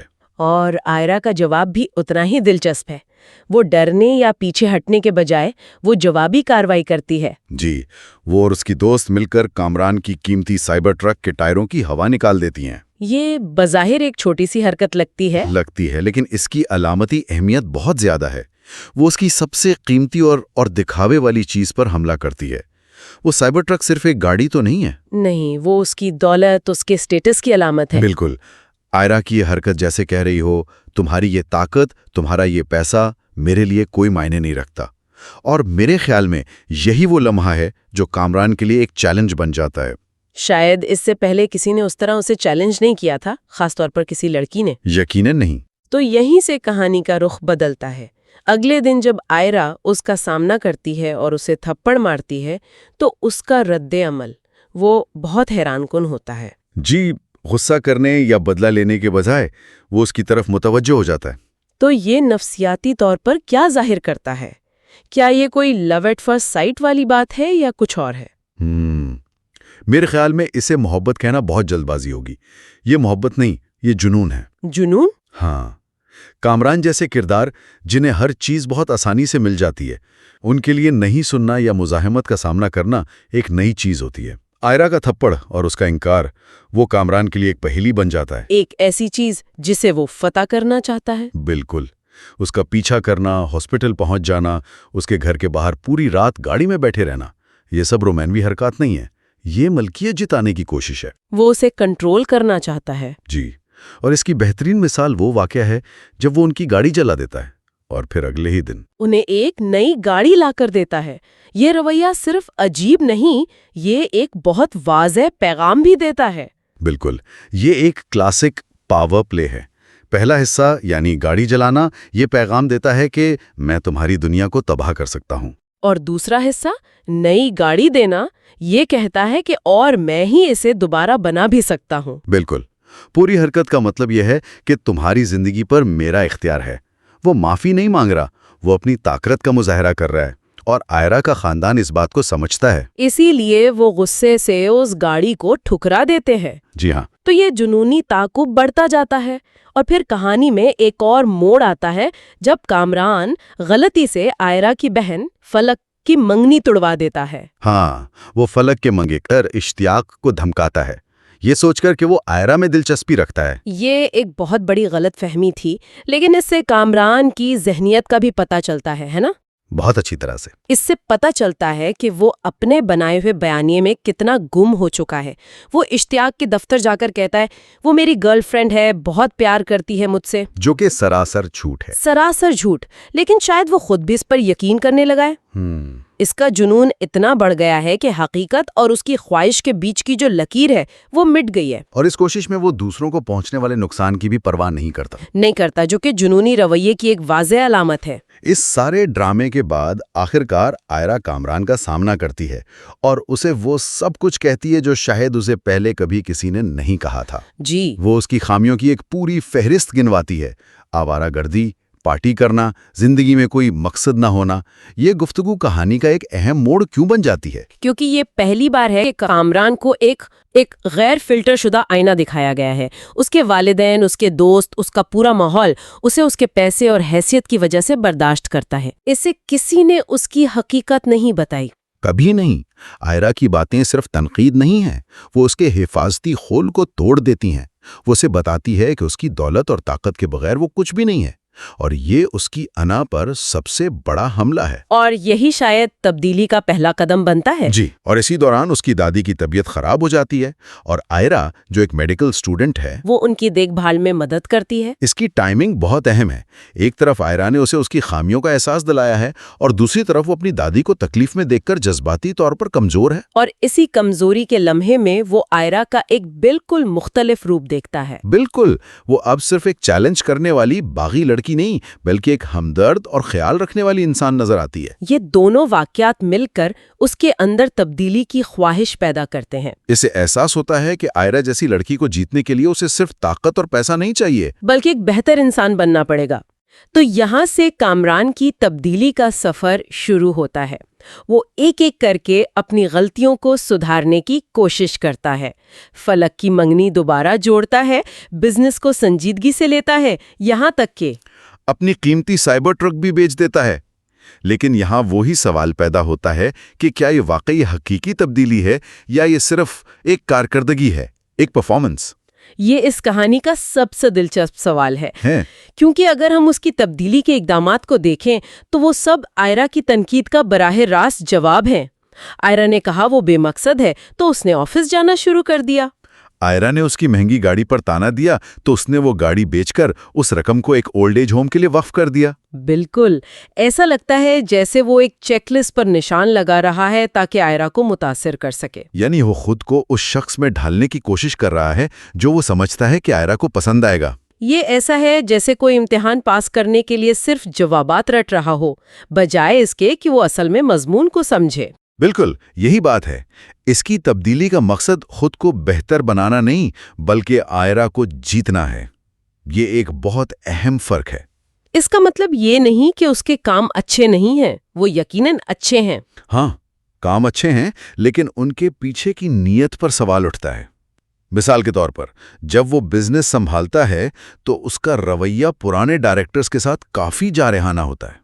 अच्छा, इससे जाहिर होता है कि उसकी जो बुनियादी शख्सियत है, यानी कंट्रोल करने वाली और जारहाना, वो अभी भी मौजूद है। बस उसने उसे एक नई सिमत दे दी है। तो वो ये सारी मेहनत करता है, खुद को बदलने की भरपूर कोशिश करता है और फिर एक बहुत बड़ा कदम उठाता है। वो अपने वालिदैन को लेकर आयरा के घर शादी का प्रस्ताव ली जाता है। जी, ये सोचकर कि अब उसने इम्तिहान पास कर लिया है और उसे इसका इनाम मिलेगा। और वहीं उसे जिंदगी का सबसे बड़ा झटका लगता है। उसे बुरी तरह मुस्तरद कर दिया जाता है, बहुत बुरी तरह। आयरा और ख़ास तौर पर उसके वालिद इसे न सिर्फ इनकार करते हैं, बल्कि उसकी शदीद बेइज्जती भी करते हैं। उसके वालिद कहते हैं कि तुम खुद अपना सहारा नहीं बन सकते तो किसी और का हाथ क्या थामोगे। ये बहुत सख्त अल्फाज हैं। वो यहाँ तक कह देते हैं कि तुम्हें तो कोई चपरासी की भी नौकरी नहीं देगा, तुम्हारी तो 2 कौड़ी की भी औकात नहीं है। बहुत सख्त। और इस मुस्तरद किए जाने का कामरान पर क्या असर होता है? क्या ये उसे वापस पुराने रास्ते पर धकेल देता है? हैरत अंगेज तौर पर नहीं। और यही इस कहानी का सबसे गहरा नुक्ता है। जी। अब तक इसकी तब्दीली एक सौदेबाजी पर मबनी थी।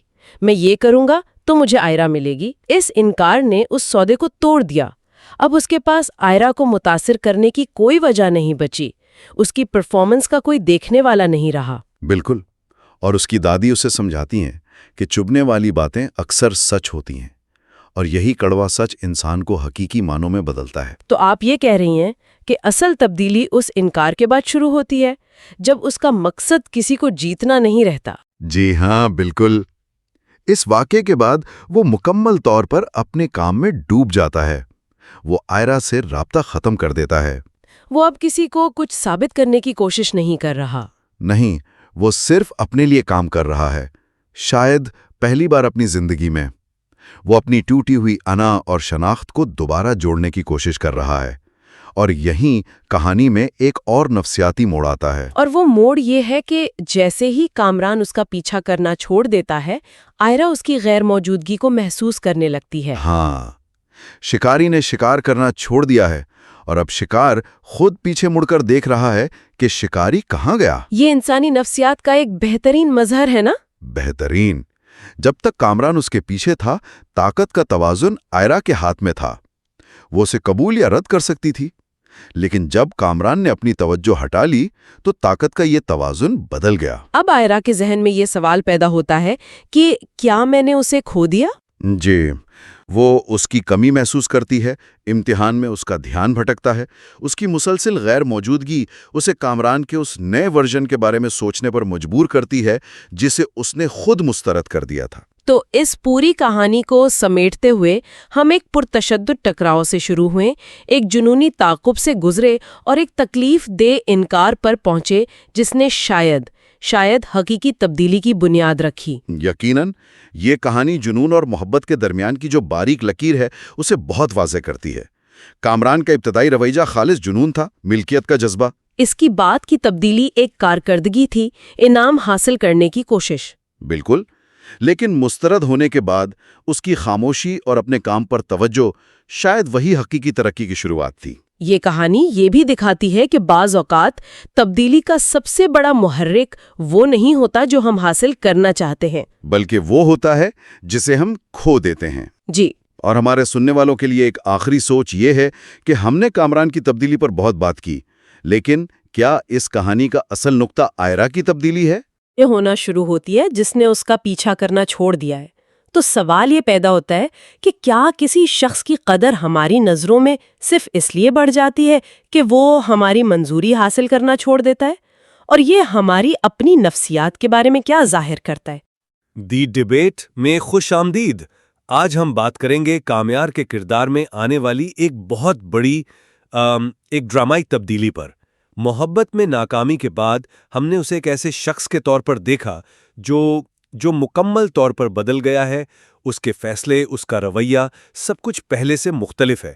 تو آج ہماری بحث کا مرکزی سوال یہ ہے، کیا کامیار کی یہ تبدیلی ایک حقیقی اور مثبت ارتقا ہے جہاں وہ ایک پختہ اور ذمہ دار انسان بن گیا ہے، یا یہ سب صرف ایک دکھاوا ہے، درد سے بچنے کا ایک طریقہ جہاں اس نے اپنی پرانی جنونی شخصیت پر بس کام کا ایک نیا خول چڑھا لیا ہے؟ میں اس موقف کی نمائندگی کروں گا کہ یہ ایک حقیقی اور گہری نشوونما ہے۔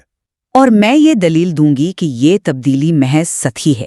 کامیار نے صرف اپنے جنون کا میدان بدلا ہے، محبت سے کام کی طرف، لیکن اس کی جو بنیادی شخصیت ہے، اس کی شدت پسندی، وہ وہیں کی وہیں ہے۔ دیکھیں، میں اس بات سے بالکل اتفاق نہیں کرتا۔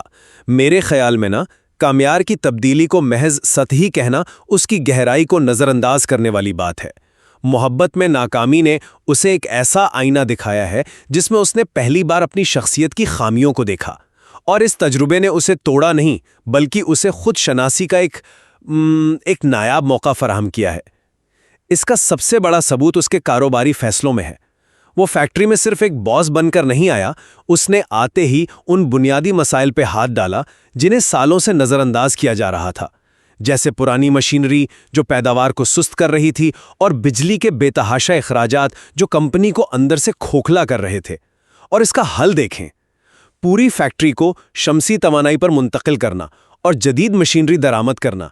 یہ کسی جذباتی شخص کا فیصلہ نہیں، یہ ایک دور اندیش لیڈر کا ویژن ہے۔ اور جو چیز مجھے سب سے زیادہ متاثر کرتی ہے وہ ہے اس کا اپنی ذاتی دولت کو ایک سماجی منصوبے پر لگانا۔ وہ اپنا قیمتی سائبر ٹرک جو اس کی امیر اور لاپرواہ شخصیت کی سب سے بڑی علامت تھا، اسے بیچ کر ایک اولڈ ایج ہوم بنا رہا ہے۔ اور یہ صرف ایک عمارت نہیں، وہ وہاں کے رہائشیوں کی ذہنی صحت اور کمیونٹی کی بات کرتا ہے۔ یہ ایک ایسے شخص کی نشانیاں ہیں جس نے اپنی ذات سے نکل کر دوسروں کے بارے میں سوچنا شروع کر دیا ہے۔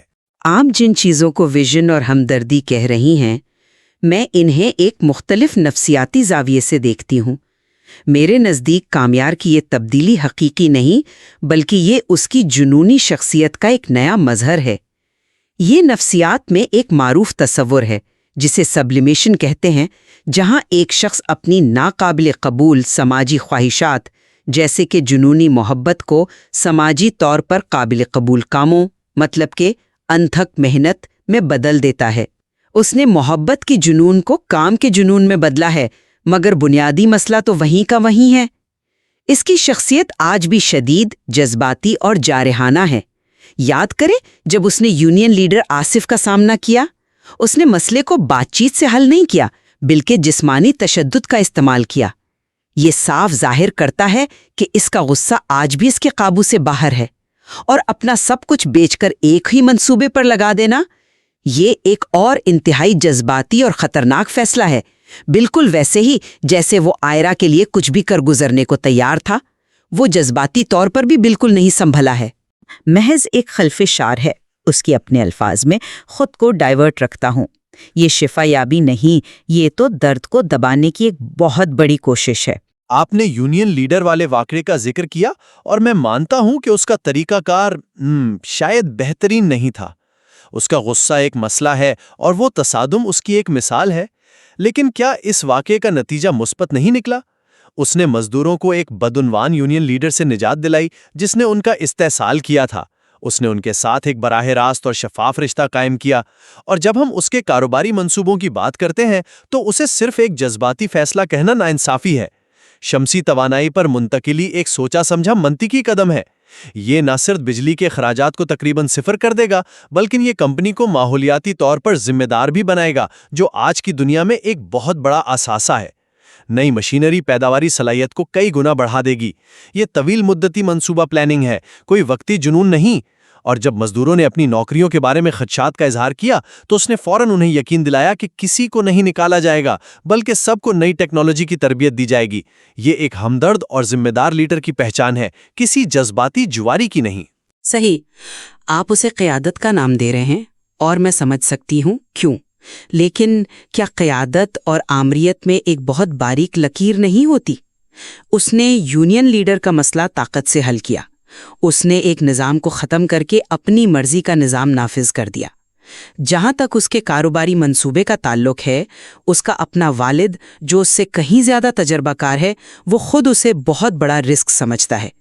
ایک ہی جھٹکے میں سب کچھ بدلنے کی یہ کوشش اس کی اسی آل اور نتھنگ والی سوچ کی عکاسی کرتی ہے جو پہلے اس کی محبت میں نظر آتی تھی۔ کیا یہ واقعی کاروباری ذہانت ہے یا ایک اور بڑا جوا؟ یہ بالکل ویسا ہی انتہائی قدم ہے جیسے کسی کے لیے اپنی مہنگی گاڑی جلا دینا یا اس کے گھر اچانک رشتہ لے کر پہنچ جانا۔ پیٹرن بالکل وہی ہے، صرف میدان بدل گیا ہے۔ آپ اس کے کاروباری فیصلوں کی تعریف کر رہے ہیں، لیکن کیا آپ واقعی یہ مانتے ہیں کہ ایک شخص جو اپنی ذاتی زندگی میں اتنا غیر مستحکم ہو، وہ اچانک کاروبار میں اتنا پختہ اور متوازن ہو سکتا ہے؟ آپ اسے آل اور نتھنگ کہہ رہی ہیں، لیکن میں اسے فیصلہ کن قیادت کہتا ہوں، اور یہ قیادت صرف فائلوں تک محدود نہیں، بلکہ اس کے لوگوں کے ساتھ برتاؤ میں بھی نظر آتی ہے۔ پہلے اس کے تمام اقدام خود غرضی پر مبنی تھے، صرف آئرا کو حاصل کرنے کے لیے۔ اب اس کے فیصلے ایک وسیع تر بھلائی کے لیے ہیں۔ اولڈ ایج ہوم کا منصوبہ اس کی گہری ہوتی سماجی ذمہ داری کا احساس ظاہر کرتا ہے۔ وہ صرف ایک عمارت نہیں بنانا چاہتا، اس کے الفاظ ہیں کہ لوگوں کی مینٹل ہیلتھ بھی بہت ضروری ہے، کوئی ایکٹیویٹی ہو، کوئی پرپز ہو ان کے پاس۔ یہ ایک ایسی گہری سوچ ہے جو پہلے اس کے کردار میں موجود ہی نہیں تھی۔ وہ اب صرف اپنے بارے میں نہیں سوچ رہا، وہ ایک کمیونٹی کی تعمیر کر رہا ہے، چاہے وہ اس کی فیکٹری کے مزدور ہوں یا اولڈ ایج ہوم کے رہائشی۔ یہ صرف آمیریت نہیں، یہ ایک ویژن کو عملی جامہ پہنانا ہے، چاہے اس کے لیے مشکل فیصلے ہی کیوں نہ کرنے پڑیں۔ لیکن اس ویژن کی قیمت کیا ہے؟ اس نے خود کو اپنے سماجی حلقے سے مکمل طور پر کاٹ لیا ہے۔ اس کے دوست جو کبھی اس کے سب سے قریب تھے، اب اسے بورنگ سمجھتے ہیں کیونکہ وہ ان کی پارٹیوں کو چھوڑ کر کام پر چلا جاتا ہے۔ یہ تبدیلی اسے ایک لیڈر نہیں بلکہ ایک تنہا اور الگ تھلگ شخص بنا رہی ہے۔ وہ ایک ایسی مشین بن گیا ہے جو صرف کام کرتی ہے تاکہ اسے کچھ محسوس نہ کرنا پڑے۔ آپ اولڈ ایج ہوم میں دوسروں کی ذہنی صحت کی بات کرتے ہیں، لیکن خود اس کی اپنی ذہنی حالت کیا ہے؟ وہ اپنے ارد گرد موجود لوگوں سے، اپنے دوستوں سے، یہاں تک کہ اپنے والد سے بھی ایک فاصلہ رکھتا ہے۔ یہ قیادت نہیں، یہ ایک دفاعی قلعہ ہے جو اس نے اپنے گرد تعمیر کر لیا ہے تاکہ کوئی اس کے قریب نہ آ سکے۔ اس کی قیادت کا ماڈل اوپر سے نیچے کی طرف ہے، جہاں وہ فیصلہ کرتا ہے اور باقی سب عمل کرتے ہیں۔ یہ کوئی تعاون پر مبنی قیادت تو نہیں ہے۔ لیکن کیا یہ ممکن نہیں کہ یہ تنہائی اور کام پر شدید توجہ اس کے لیے شفا یابی کے عمل کا ایک ضروری مرحلہ ہو؟ کبھی کبھی گہرے زخموں سے نکلنے کے لیے آپ کو دنیا سے کٹ کر خود پر توجہ مرکوز کرنی پڑتی ہے۔ وہ جذباتی سطح پر بھی پختگی کا مظاہرہ کر رہا ہے، وہ اپنی غلطیوں کو تسلیم کرتا ہے، وہ جان بوجھ کر آئرہ کی شادی سے دور رہتا ہے، یہ جانتے ہوئے کہ اس کی موجودگی بہت سے لوگوں کو تکلیف دے گی۔ یہ خود آگاہی کی وہ سطح ہے جو پہلے اس میں بالکل نہیں تھی۔ وہ اپنے والدین کی ناکام شادی کے زہریلے نمونے کو دیکھتا ہے اور اپنی ماں سے کہتا ہے کہ وہ ویسی مس میچ شادی نہیں کرنا چاہتا۔ وہ اپنی زندگی کے غلط پیٹرنز کو پہچان رہا ہے اور انہیں دہرانے سے بچنے کی شعوری کوشش کر رہا ہے۔ آئرہ سے دوری اختیار کرنا اس بات کا سب سے بڑا ثبوت ہے کہ وہ سمجھ گیا ہے کہ حقیقی محبت کسی کو تکلیف دینا یا کسی پر قبضہ کرنا نہیں ہے۔ یہ ایک انتہائی مشکل لیکن پختہ فیصلہ ہے۔ میں معذرت خواہ ہوں، لیکن میں اس سے بالکل قائل نہیں ہوئی۔ آپ اسے خود آگاہی کہتے ہیں، لیکن اس کی اپنی گفتگو اس کے بالکل برعکس ہے۔ جب اس کا دوست اسے شادی میں شرکت کی دعوت دیتا ہے تو وہ صاف صاف کہتا ہے کہ وہ آئرہ کو بھولنے کی کوشش کر رہا ہے۔ اس کے اپنے الفاظ ہیں، بھولوں تب نہ جب یاد کرنا چھوڑ دوں، ہر فائل پہ، ہر پیج پہ، ہر مشینری پہ صرف وہی ہے۔ یہ پختگی نہیں، یہ حل نہ ہونے والے درد کا کھلا اعتراف ہے۔ وہ آگے نہیں بڑھا، اس نے صرف اپنے درد کو ایک رومانوی شکل دے دی ہے اور اسے اپنے کام میں چھپا لیا ہے۔ اس کا یہ کہنا کہ کچھ تعلق بس ہوتے ہیں جنہیں نہ نبھا کر ہی نبھایا جاتا ہے، یہ ظاہر کرتا ہے کہ وہ اب بھی ماضی میں جی رہا ہے۔ وہ اس رشتے کو ختم نہیں کر سکا، بس اس نے خود کو اس کے نبھانے کے ایک نئے فریب میں مبتلا کر لیا ہے۔ جب اس کی والدہ اسے شادی کا مشورہ دیتی ہیں تو وہ فوراً انکار کر دیتا ہے۔ کیوں؟ کیونکہ وہ جذباتی طور پر دستیاب ہی نہیں ہے۔ اس کی ساری توانائی آئرہ کی یاد کو دبانے میں خرچ ہو رہی ہے۔ یہ ایک ایسی دیوار ہے جو اس نے اپنے ارد گرد کھڑی کی ہے، اور یہ دیوار کسی بھی وقت گر سکتی ہے۔ یہ حقیقی تبدیلی نہیں، یہ ایک بہت ہی نازک دفاعی نظام ہے۔ مجھے لگتا ہے کہ آپ اس کے مثبت اقدامات کو اس کے درد کے بہانے کے طور پر دیکھ رہی ہیں، جبکہ میں انہیں اس درد پر قابو پانے کے ثبوت کے طور پر دیکھتا ہوں۔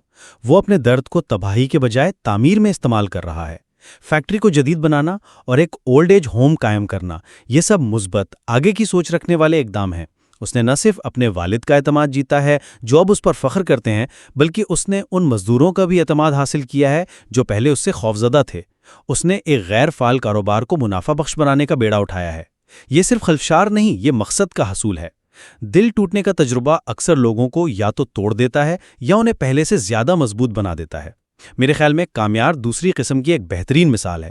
اس نے اپنی تکلیف کو اپنی طاقت بنا لیا ہے۔ اور میں سمجھتی ہوں کہ وہ ابھی تک ٹوٹا ہوا ہے، بس اس نے اپنے زخموں کو کامیابی کے ڈھیر کے نیچے چھپا دیا ہے۔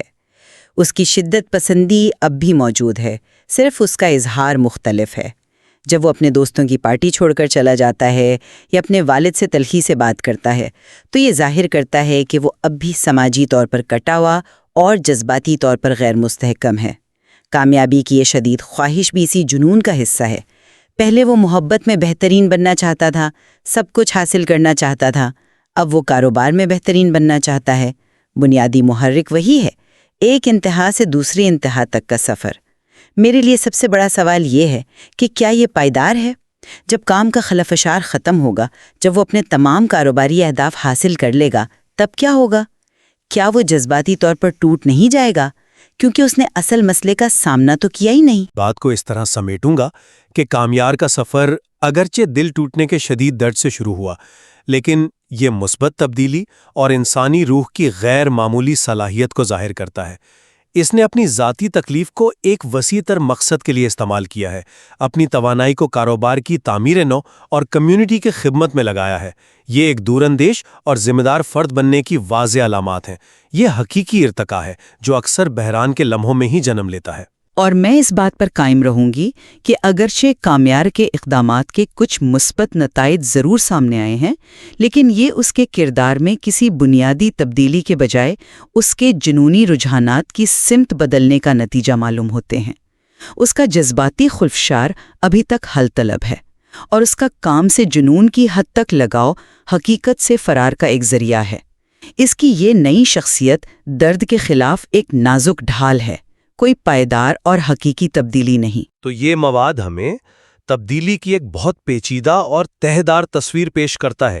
کیا کامیار واقعی بدل گیا ہے یا وہ صرف اپنے پرانے نفس کو نئی امنگوں اور کامیابیوں کے پیچھے چھپا رہا ہے؟ یہ ایک ایسا سوال ہے جو ہمیں ذاتی ترقی کے حقیقی معنی اور ان طریقوں پر غور کرنے کی دعوت دیتا ہے جن سے ہم اپنی زندگی کے سب سے بڑے بحرانوں کا جواب دیتے ہیں۔